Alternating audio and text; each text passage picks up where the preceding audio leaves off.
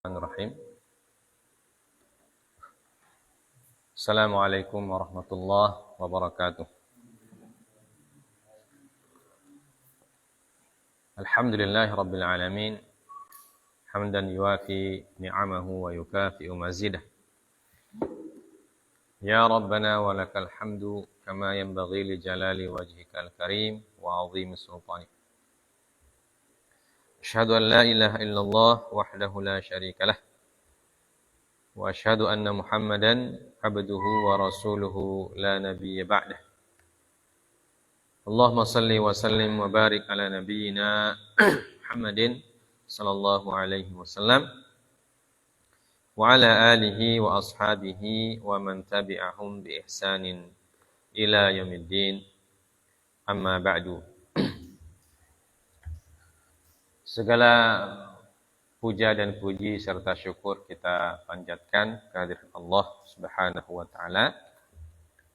Salawat dan salam kita kirimkan untuk baginda Nabi Muhammad sallallahu alaihi wasallam serta para keluarga dan sahabat-sahabat beliau dan seluruh orang-orang yang mengikuti beliau dari kalangan para tabi'in, atba'ut tabi'in dan seluruh kaum muslimin pada umumnya.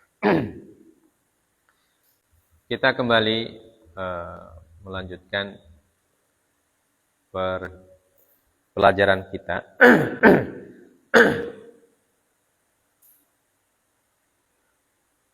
Ya. Selanjutnya masih berkenaan dengan dhaman, ya, jaminan atau tanggung jawab ketika kita merusak milik orang lain atau membuat orang lain menjadi korban. Al-ha'id yaqa'u ala syakhsin fayaqtuluhu. Ya. Apa artinya? Al-ha'id artinya tembok. Ya. Tembok pagar. Tembok atau pagar yang jatuh menimpa seseorang kemudian membunuhnya atau membuat dia menjadi korban, ya, korban jiwa.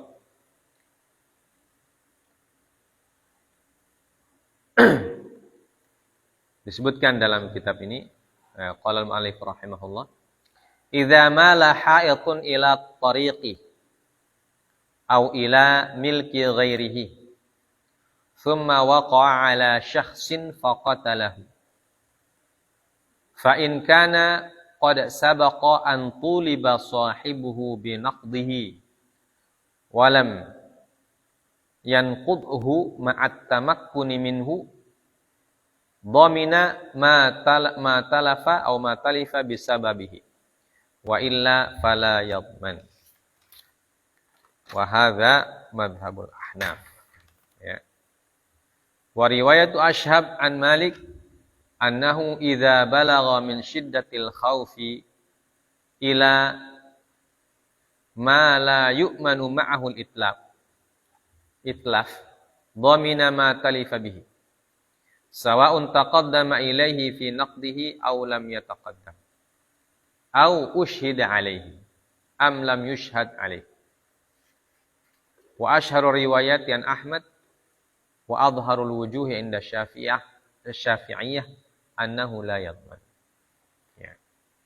Artinya apabila ada tembok atau pagar yang miring ke arah jalan, ya, jadi tembok pagar kita, ya, atau tembok rumah, ya, yang dekat dengan jalan, kemudian dia miring ke jalan, ya, condong ke jalan, miring ke jalan.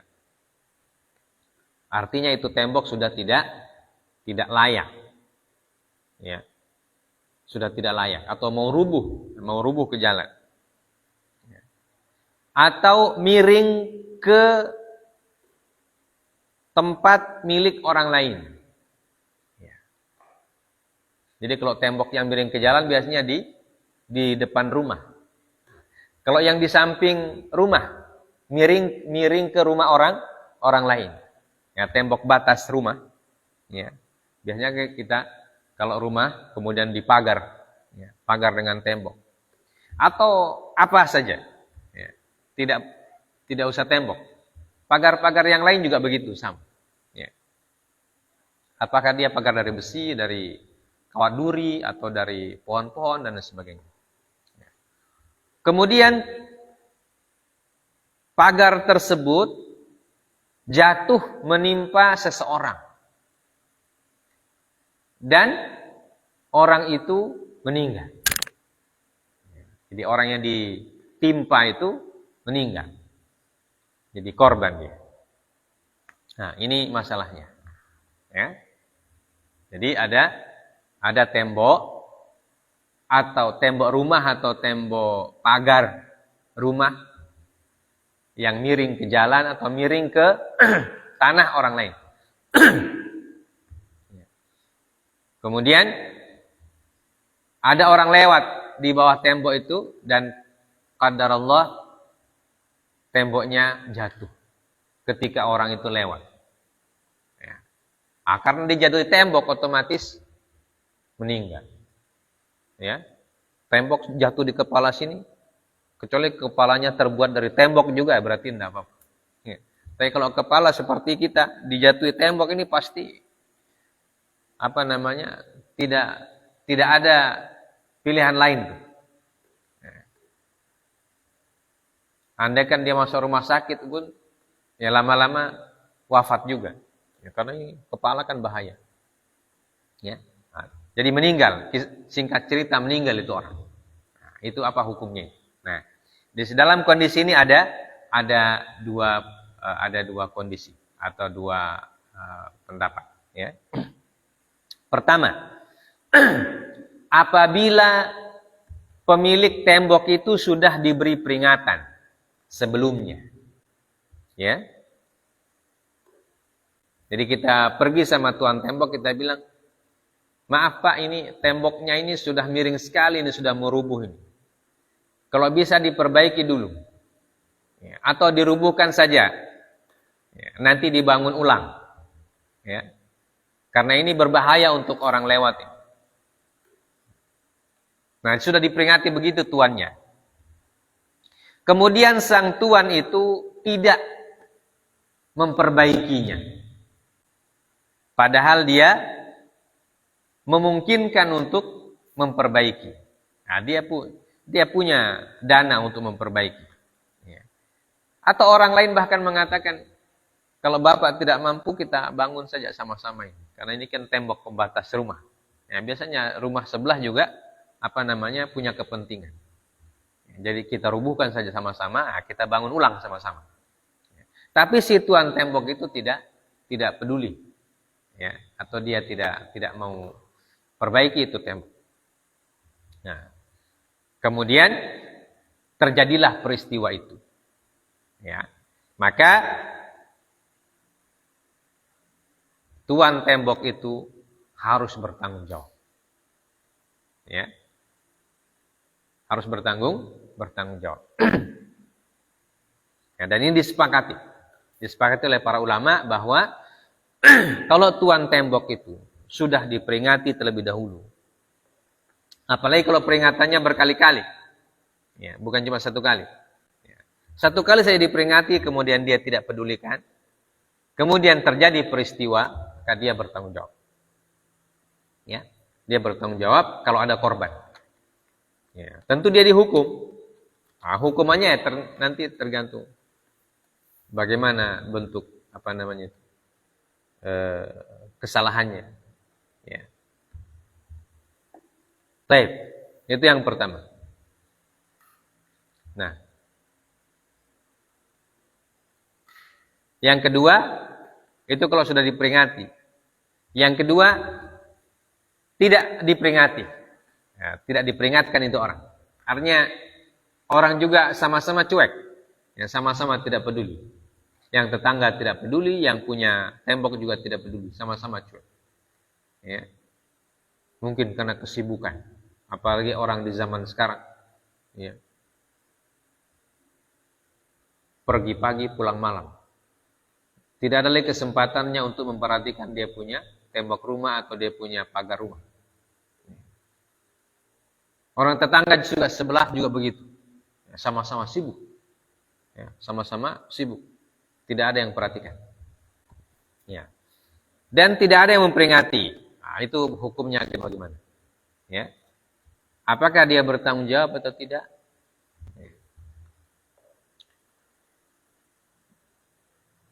Nah, menurut mazhab Hanafi, la yatman.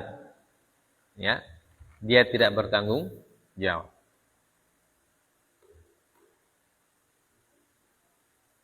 Mazhab Hanafi tidak bertanggung jawab. Ya, karena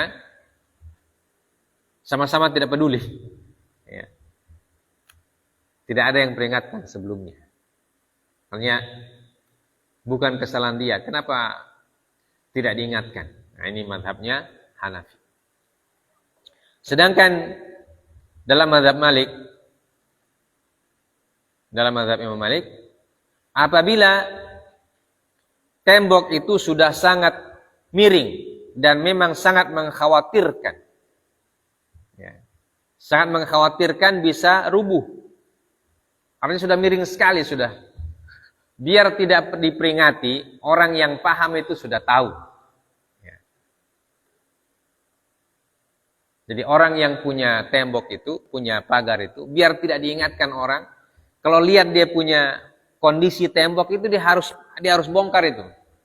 Karena sudah mengkhawatirkan sekali, miringnya sudah miring sekali. Ya.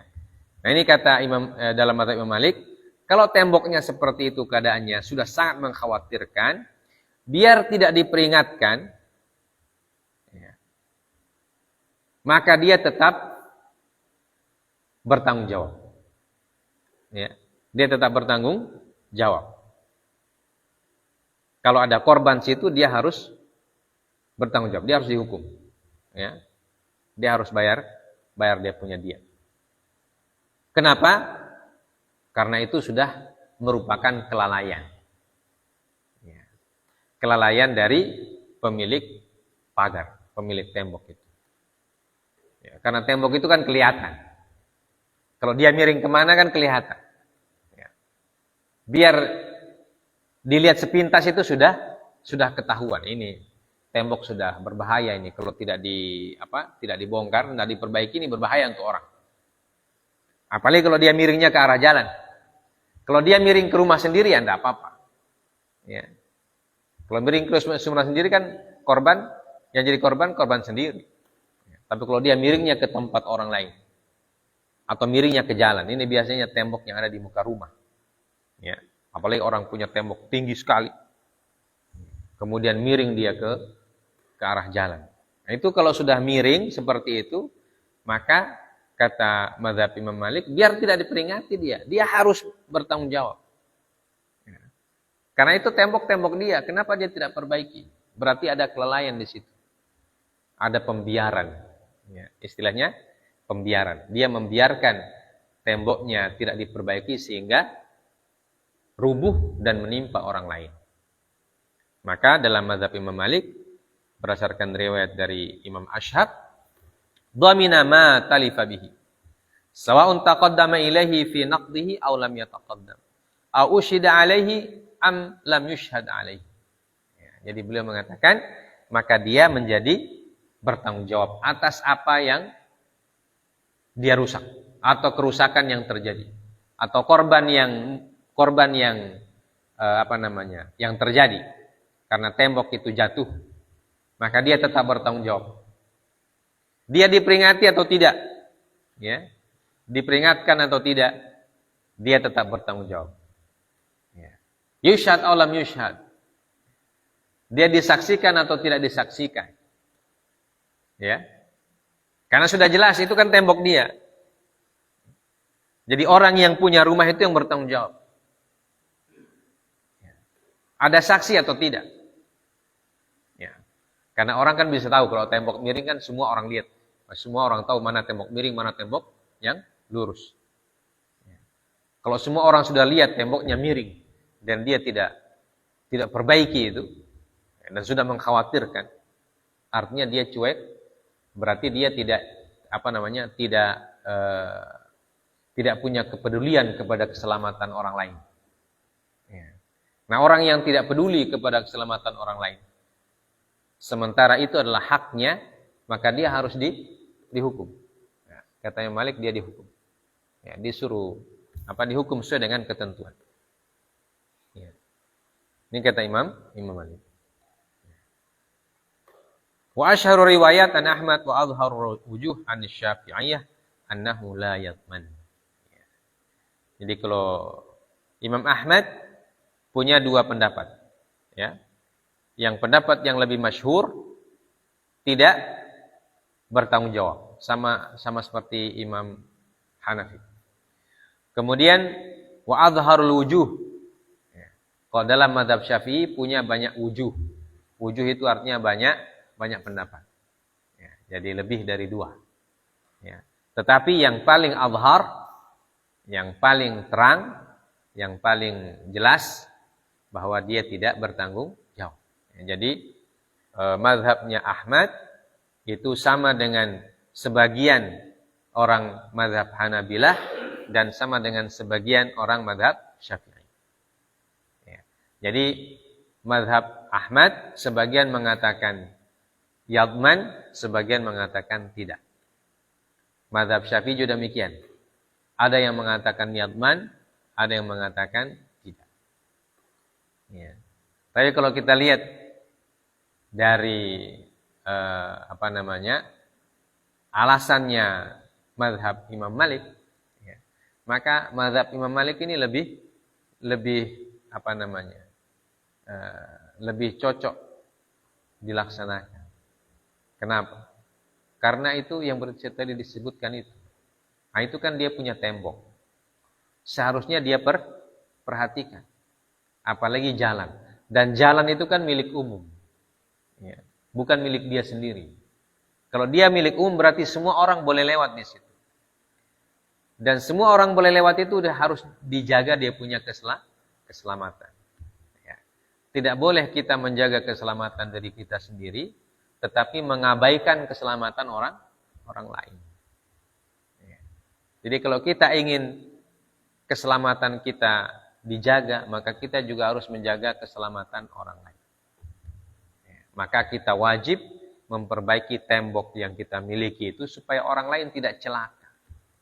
Jadi kalau orang lain celaka gara-gara tembok yang kita miliki dan kita tidak perhatikan, itu berarti kita yang bertanggung jawab. Itu pembiaran namanya. Berarti kita tidak mempedulikan keselamatan orang lain. Ya. Orang yang tidak mempedulikan keselamatan orang lain itu ya, tidak boleh dibiarkan. Ya. Tidak boleh dibiarkan. Dia diperingatkan atau tidak. Ya. Karena itu punya dia. Kecuali kalau bukan punyanya ya apa boleh buat. Ya. Misalnya kita ngontrak di rumah seseorang dan temboknya itu kan berarti bukan milik kita. Karena yang kita kontrakkan rumah. Ya. Maka kalau begitu caranya berarti kita harus memberitahukan kepada tuan pemilik rumah. Supaya dia perbaiki itu temboknya. Ya. Jadi kalau kita sudah peringati kemudian dia tidak mau, berarti tuan rumah yang bertanggung jawab nanti. Ya. Bukan kita yang ngontrak, tapi tuan rumah. Karena itu tembok bukan punya kita. Baik. Nah ini lebih lebih masuk di lebih real, ya, lebih sesuai dengan kenyataan. Ya. Kalau dibilang tidak bertanggung jawab, ya, nanti kasihan orang mati itu bagaimana modelnya? Ya. Padahal dia temboknya itu yang menimpa dia. Ya. Dan temboknya sudah miring. Kecuali temboknya masih lurus, ya, temboknya masih lurus tiba-tiba gempa. Nah, itu berarti bukan tanggung jawab dia karena itu kecelakaan atau bencana. Ya, bencana. Temboknya masih kelihatan kuat, masih lurus. Ya. Tapi karena gempa yang berkekuatan besar, kemudian orang lewat di jalan, ya, sudah kacau balau, jatuh itu tembok. Kemudian meninggal orang yang ditimpa. Nah, maka itu tidak tidak bertanggung jawab. Ya, tapi kalau temboknya memang sudah miring, apalagi sudah mengkhawatirkan, kemudian kalau dia biarkan ya berarti dia namanya tidak peduli kepada keselamatan orang lain. Baik. Kemudian poin selanjutnya. Ya. Dhamanu hafiril bi'ri. Ya. Tanggungan orang yang menggali sumur. Nah, kalau tadi itu tembok. Ya, kalau sekarang sumur. Kalau tembok itu dia ke atas, ya. Nah, kalau ke sumur ini ke bawah. Idza hafara insanun bi'ran fawaqa'a fihi insanun fa in hafara fi ardin yamlikuha aw fi ardin la yamlikuha wasta'dzana al-malik alla dhamana alaih wa in hafara fi ma la yamlik wa bila idni sahibil ardi dhamina wala dhamana idza kana fi milkihi aw idnil malik aw kana fi mawatin liqauli Rasulullah sallallahu alaihi wasallam al-bi'ru jubar ay man taradda fihi min hadhihi al-halati fi hadhil halati fahalaka fahadarun la diyata lahu wa qala malikun in hafara fi mawdi'in jaratil 'adatu bil hafri fi mithlihi lam yadman wa in ta'adda fil hafri dhamina. Wa man amara syakhsan mukallafan an yanzila bi'ran aw an yas'ada syajaratan fa fa'ala fahalaka binuzulihi al-bi'ra wa su'udihi syajarata lam yatmanhu al-amir li adami ikrahihi lahu. Ya. Wa mithla dzalika al-hakimu idza sta'jara syakhsan lidzalik fahalaka fala dhaman li'adamil jinayati wat ta'addi minhu walau sallama insanun nafsahu aw waladahu ila sabihin yuhsinus sibahata faghariqa fala dhamana alaih. Ya. Masalah yang selanjutnya, apabila seseorang menggali sumur,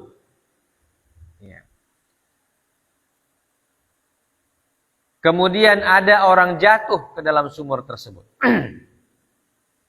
Ya, jatuh dan jadi korban. Ya, jatuh dan jadi korban. Jadi ada orang yang bikin sumur, menggali sumur, kemudian ada orang jatuh dan jadi korban. Nah, ini juga ada beberapa kondisi. Pertama, kalau sumur itu dia gali di tanahnya sendiri, di tanah miliknya sendiri. Jadi kita gali sumur di belakang rumah kita misalnya, atau di samping rumah, karena kita butuh air, dan tidak ada sumber air selain air sumur, air tanah. Itu kita gali sumur. Atau di tanah orang lain, tetapi sudah minta izin sama pemiliknya. Ya. Ini yang kondisi kedua. Ya, pertama di tanah sendiri. Kedua di tanah orang lain, tetapi sudah minta izin. Nah, biasa di kampung-kampung itu kan.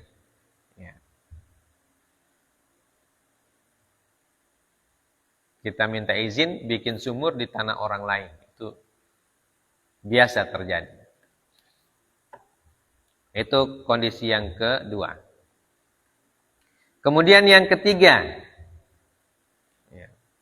kondisi dia gali di tanah milik orang lain dan dia tidak minta izin kepada pemilik tanah tersebut.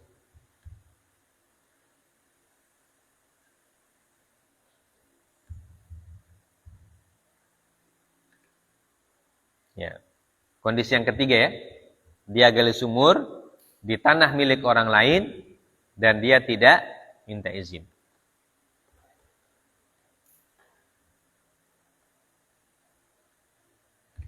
Kondisi yang keempat. Dia gali di tanah yang tidak ada pemiliknya. Namanya tanah mawat. Ya, tanah mati. Ya. Tanah mati itu tanah yang tidak dimiliki oleh seorang pun. Misalnya di hutan. Ya. Atau di lembah. Di lembah yang tidak dimiliki oleh siapapun. Nah, ini empat kondisi. Ya. 4 kondisi tempat di mana dia menggali. Ya. Pertama, di tanahnya sendiri. Kedua, di tanah orang lain, tetapi dia sudah minta izin. Ya.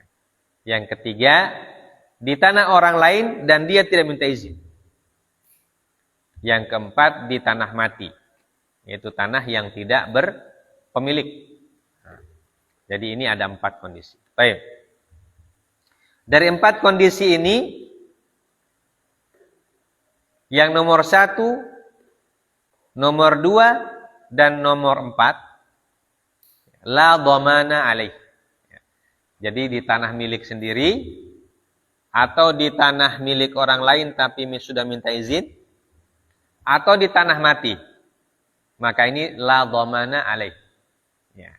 Dia tidak wajib membayar dhaman.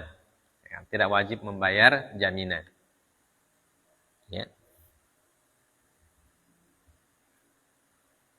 Karena di tanah sendiri kita gali, ya, sumur untuk kita sendiri. Tiba-tiba ada orang situ jatuh meninggal. Ya, berarti bukan salah kita. Oh, kita di tanah sendiri kan kita tidak pernah berniat mau bunuh orang, ya kan? Tidak berniat untuk bunuh orang. Ya, kenapa itu orang datang ke sini lalu lompat di situ? Ya, padahal tanah kita sudah pagar apa semua. Tiba-tiba datang dia, jatuh. Ya. Atau orang yang penyakit ayan, naudzubillah. Orang penyakit ayan, pergi di sumur itu tiba-tiba dia penyakit datang. Nyemplung dia. Nah, ada kejadian itu.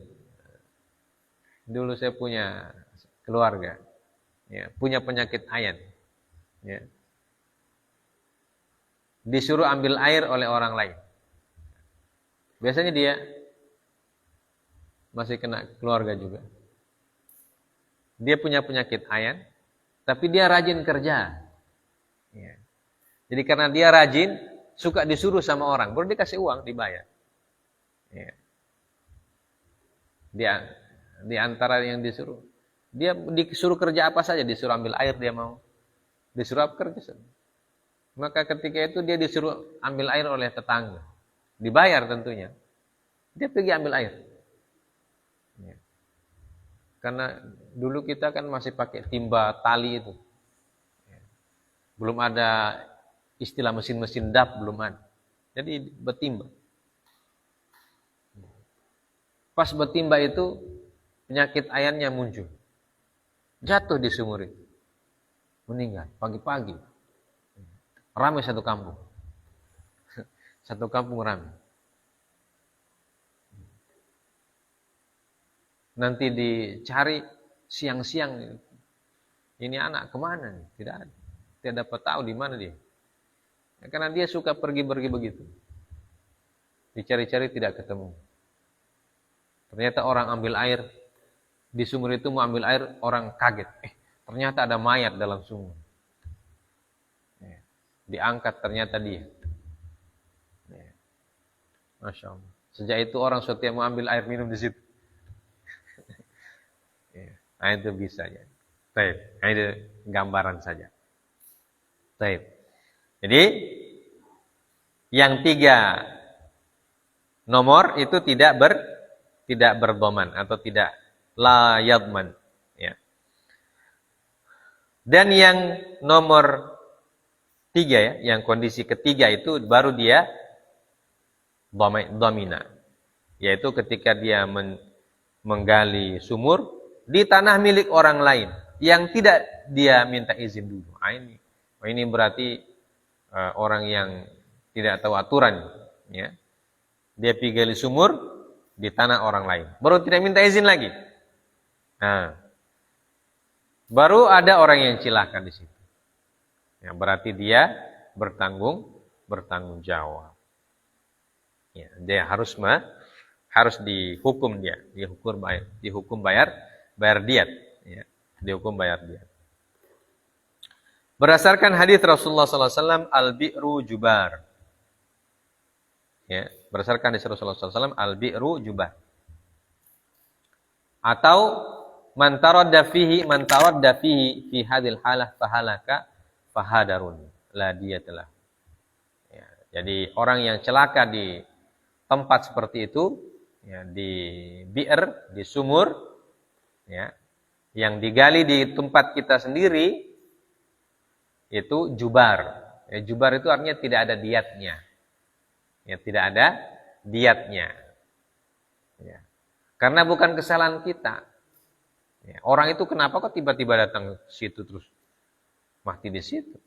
Ya, karena kita sudah gali di tempat yang aman, yang menurut kita sudah tempat aman, nih. Di rumah kita apa? Di samping rumah kita. Ya. Maka tidak ada diatnya. Baik. Kondisi yang terakhir, yang kelima, in hafara fi maudhi'in jaratil 'adatu bil hafri fi mithlihi. Ya. Kalau dia menggali sumur di tempat yang kebiasaan orang kampung menggali di situ. Ya. Jaratil 'adah. Jadi adat orang kampung, kebiasaan orang kampung, bagali sumur di situ. Ya. Kalau di kampung-kampung kan ada tanah-tanah yang tidak yang dikenal oleh orang kampung punya mata air, ya. Dan sering digali di situ. Jadi sudah kebiasaan digali situ. Walaupun itu bukan milik dia. Tapi sudah jadi kebiasaan orang kampung bagali di situ. Ya, kalau di kampung-kampung itu ada itu. Ya, kalau di kota memang tidak ada. Kalau di kampung-kampung apalagi di pinggir-pinggir pantai. Ya. Nah, itu kan biasanya sumber-sumber air itu kan tidak semua ada di setiap tanah itu ada sumber air. Ya. Jadi dicari-cari dulu sumber air itu. Di mana sumber air di situ. Dan biasanya pindah-pindah. Ada kampung yang sumber airnya pindah-pindah. Musim kemarau ada di sini. Ya. Nanti musim yang akan datang, pindah lagi DP mata air. Pindah lagi. Ya. Tapi ada kampung yang mata airnya cuma ada di situ saja. Tidak ada tempat lain. Ya. Misalnya daerah yang agak tinggi-tinggi. Cuma di situ tapi mata air. Tempat lain kalau digali tidak ketemu. Jadi itu namanya al-adah, jarat adati ala bil hufri fi mithli. Lam yadman. Ya. Jadi dia tidak, kondisi yang kelima juga tidak ada dhamannya, tidak ada diatnya. Wa in ta'adda fil hafri dhamina. Tapi kalau dia berlebihan di dalam di dalam menggali sumur, ya, lewat dari tempat yang biasa digali. Ya. Di kompleks itu ada kompleks sumur. Tapi dia lewat menggalinya keluar kompleks. Itu namanya ta'adda. Ya.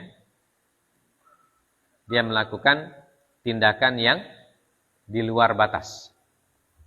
Maka kalau ini berarti dia bertanggung jawab. Jadi dia menanggung kerugian, menanggung diatnya. Ya, jadi ini ada 6 kondisi. Ya, 6 kondisi orang yang menggali sumur.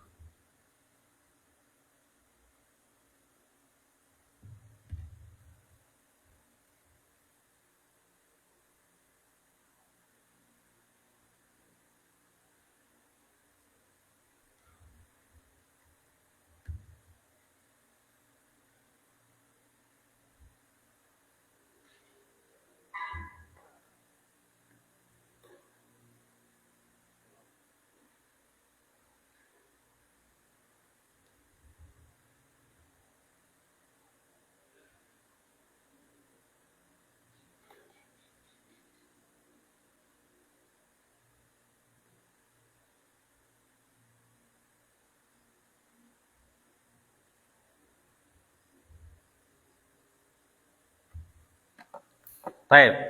Kemudian barang siapa yang menyuruh seseorang yang mukallaf untuk turun ke sumur. Ya, jadi ini kondisi yang lain, ya. Sumurnya punya kita. Ya, dan kita menyuruh orang turun. Untuk apa? Melimas mungkin, ya, atau mengambil sesuatu yang ada di sumur mungkin, ya, atau ada barang yang jatuh dan seterusnya. Untuk satu kepentingan, kita suruh dia. Au an yas'ada syajaratan, atau kita suruh untuk memanjat pohon. Kemudian orang itu mengerjakannya, ternyata jadi korban.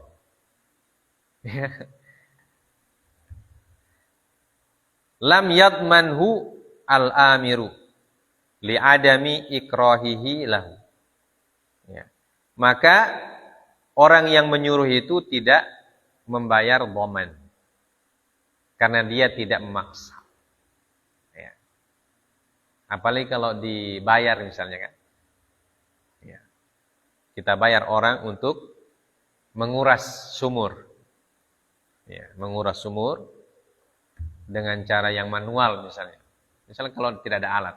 Ya, kalau sekarang kan menguras sumur ada alat. Ya, diisap pakai alkon bisa. Tapi kalau alatnya tidak ada. Ya, dia harus kuras dengan cara yang manual. Nah, dia turun. Ya. Dan ternyata di dalam Allah mentakdirkan dia meninggal. Ya. Sedang mengerjakan pekerjaannya. Ya.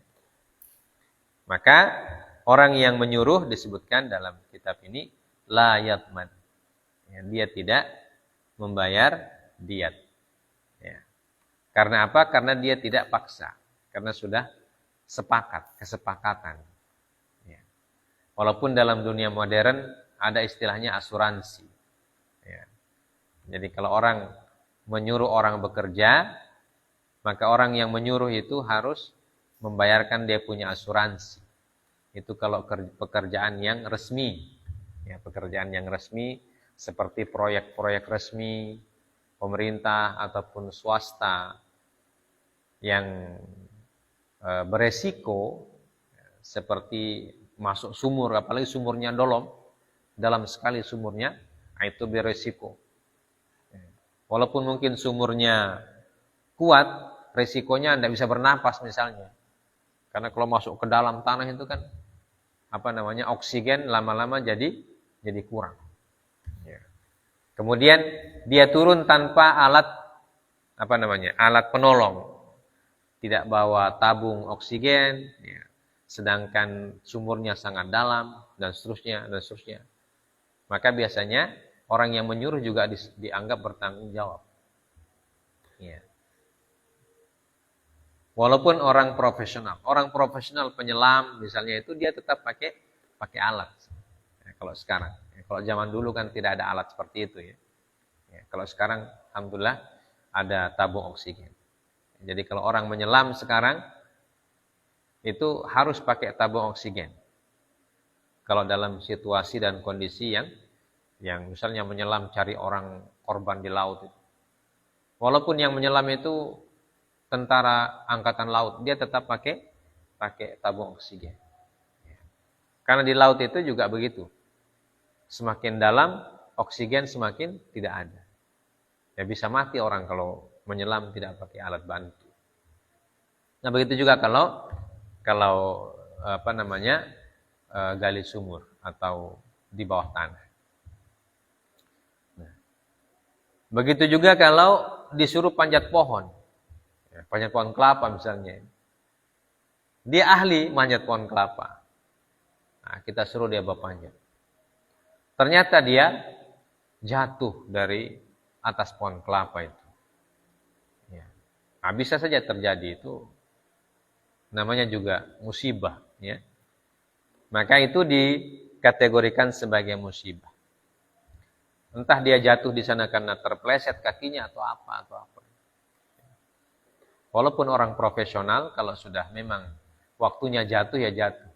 Ya. Maka kalau dia pohonnya, ya, dan kemudian orang itu jatuh dan jadi korban, maka dalam fiqih di dalam kitab ini disebutkan la yatman, ya, dia tidak membayar dia. Kemudian juga wa mithla dzalika, begitu juga untuk menyeberang kepada orang yang bisa berenang. Bisa berenang. Di sungai. Di sungai ini tidak ada penyeberangan. Penyeberangannya pakai orang. Ya. Dan dalam keadaan sungainya normal. Ya. Tapi kita tidak bisa berenang. Jadi kita suruh orang lain yang membantu kita berenang. Ini ternyata tenggelam. Tenggelam semua. Ya. Nah itu. Maka ila sabihin yuhsinus sibah. Ya. Dan orang itu profesional, artinya dia bisa berenang. Fala dhamana alaih. Maka dia tidak bertanggung jawab. Artinya orang yang orang yang menyuruh itu tidak bertanggung jawab. Ya. Kecuali kalau dia suruh orang yang tidak bisa berenang. Atau orang yang mengaku-ngaku bisa berenang. Bilang, Sen, sedang kita Sen, bisa berenang kita. Ternyata dia tidak bisa berenang. Ya. Baru tenggelam anak itu. Maka orang yang orang yang mengaku-ngaku bisa berenang itu dia bertanggung jawab. Kenapa? Karena berarti kesalahan dia. Dia tidak bisa berenang, dia mengaku. Ya. Nah, itu berarti kesalahan dia. Maka kalau anak itu misalnya tenggelam atau hanyut, ya, maka dia bertanggung jawab. Baik. Nah ini tentang masalah-masalah yang berkaitan dengan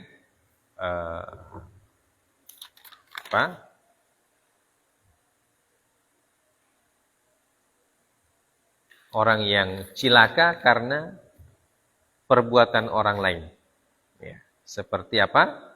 Seperti tembok milik kita yang condong atau yang miring mau rubuh atau karena sesuatu hal. Kemudian kalau kita gali sumur. Nah, tentu kalau sumur itu kan dalam. Bukan lubang biasa. Nah, kalau lubang hanya untuk lubang tiang rumah itu ya, tidak mungkin orang mati masuk situ. Ya, saya gali sumur yang dalam. Baik.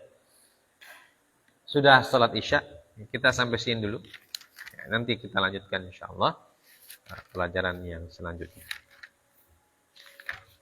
Masih ya, tinggal sedikit insyaallah buku ini, insyaallah kita bisa selesaikan. Subhanakallah bihamdik, asyhadu an la ilaha illa anta, astaghfiruka wa atubu ilaik. Wa sallallahu ala nabiyyina Muhammad wa ala alihi wa sahbihi wasallam. Wa akhiru da'wana alhamdulillahi rabbil alamin. Wassalamualaikum warahmatullahi wabarakatuh.